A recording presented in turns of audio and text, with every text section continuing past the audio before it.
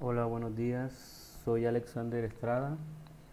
En la mañana de hoy les voy a hablar sobre la resolución 0627 del 7 de abril de 2006.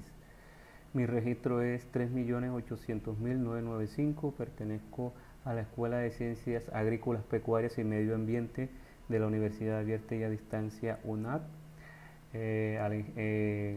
carrera de Ingeniería Ambiental, y el curso en cuestión es caracterización de contaminantes atmosféricos. Con esta resolución se establece la norma nacional de emisión de ruido y ruido ambiental. Esta resolución se desarrolla a través de 6 capítulos y en 5 anexos. El primer capítulo corresponde a las disposiciones generales. Entonces definamos primero qué es el ruido. El ruido es el conjunto de fenómenos vibratorios que se propagan por un medio, ya sea sólido, líquido o gaseoso, en todas las direcciones y que puede ser captado e integrado por los oídos. El ruido implica a todos aquellos sonidos que carecen de estructura estable y bien definida en frecuencia y ritmo. Este ruido presenta unas unidades de medidas. En este caso tenemos dos, que son el pascal y los decibeles. El pascal es propia de la presión sonora, que no es más que la fuerza por unidad de superficie que realizan las partículas del aire al vibrar. Tenemos que la presión sonora más baja que puede ser captada por el oído humano está en 2 por 10 a la menos 5 pascales. Cuando este valor es superior a los 20 pascales, entonces se produce la sensación de dolor, caso que se conoce como umbral del dolor. Para el caso de los decibeles tenemos que corresponde a los niveles de presión sonora. Un decibel es la unidad de sonido que expresa la relación entre las presiones de un sonido cualquiera y un sonido de referencia en escala logarítmica y equivale a 20 veces el logaritmo de base 10 del cociente de las dos presiones. Esta resolución también establece unos horarios, un diurno y un nocturno, en los cuales se establecen unos valores máximos permisibles, ya sea para ruido o para ruido ambiental. En este caso, el horario diurno va desde las 7:01 de la mañana hasta las 9 horas del mismo día. Y nocturno inicia desde las 21 horas con un minuto del mismo día hasta las 7 horas del día siguiente. Los principales parámetros para la medida de ruido son los siguientes: el nivel de presión sonora, continuo equivalente ponderado A y el ponderado S, el ruido residual y el ruido nivel percentil 90.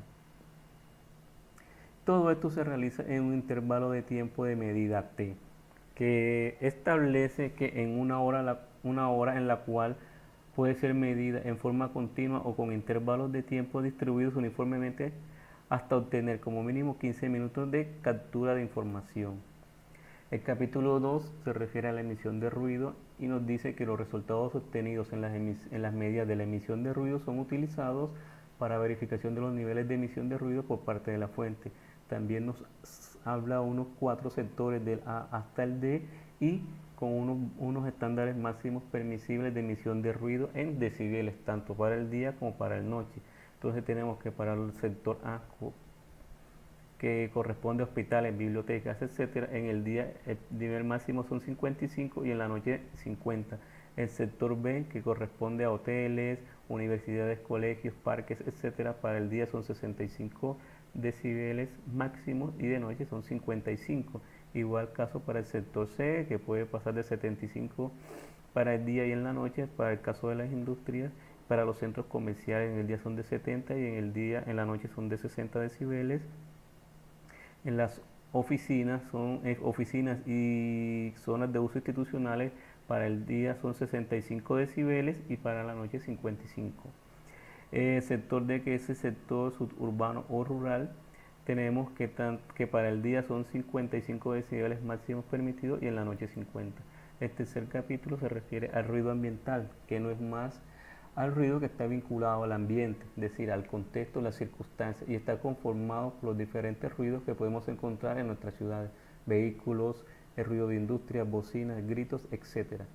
Los resultados obtenidos de este ruido ambiental se utilizan para realizar un diagnóstico del ambiente por ruido, es decir, mapas de ruido, identificando las zonas más críticas y posibles contaminadoras por emisión de ruido, entre otros. Al igual que el capítulo anterior, tenemos los mismos sectores, tenemos los mismos horarios día y de noche y los estándares máximos permisibles de ruido ambiental. Lo que varía aquí que en la columna de emisiones o el nivel de ruido en la noche es 5 decibeles inferior al del cuadro anterior, a la emisión de ruidos.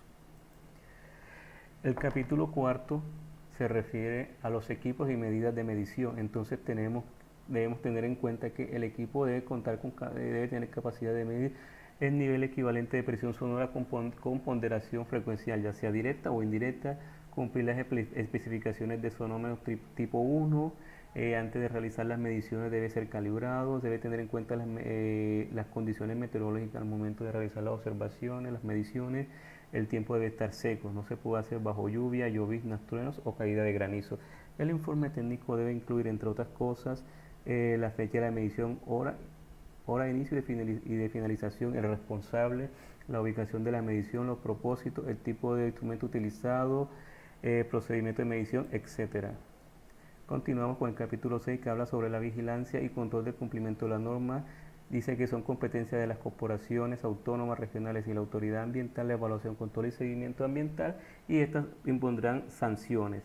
Y el capítulo 7 se refiere a las referencias o se refiere a las normatividades. Nos dice que todas las referencias o estándares, procedimientos y normas internacionales señaladas en la presente resolución se entienden incorporadas en la misma.